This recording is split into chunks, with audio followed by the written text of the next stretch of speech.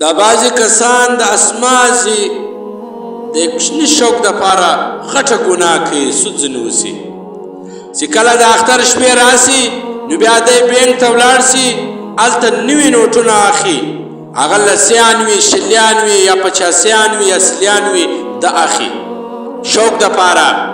نو چې کله بینک ته ورسي او هغه بینک والا 1000 روپۍ ورکوي نوي نوټونه، له ده څخه زاړه 1100 1200 1400 روپۍ ځینې اخلي.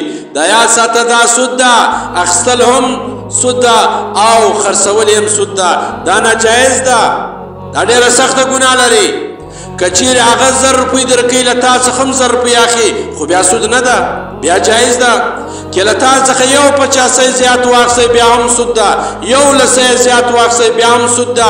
سود ډېره سخته ګناه لري. نو ای زما ورونو مسلمانانو، دا شوق مه کوئ، دا شوق پرېږدئ. اوس د اختر شپې مبارکې شپې دي، د روزې مبارکې شپې دي، مبارکې ورځې دي. نو دی ورسي په دا مبارکو ورځو کې ورسي او بینک ته ورننوځېږي، ولې اختر را نږدې ده. دی نوي نوټونه واخلي، 1000 روپۍ ځینې راواخلي، هغه 1100 1200 ځینې کاټ کړي. دی په خبر نه ده، ډېره سخته ګناه یې وکړله چې هغه سخته ګناه دا سود ده، سودخور سلو دی. دیم د سود په ډله کې شمار سو. الله دې موږ ته ځینې وساتي.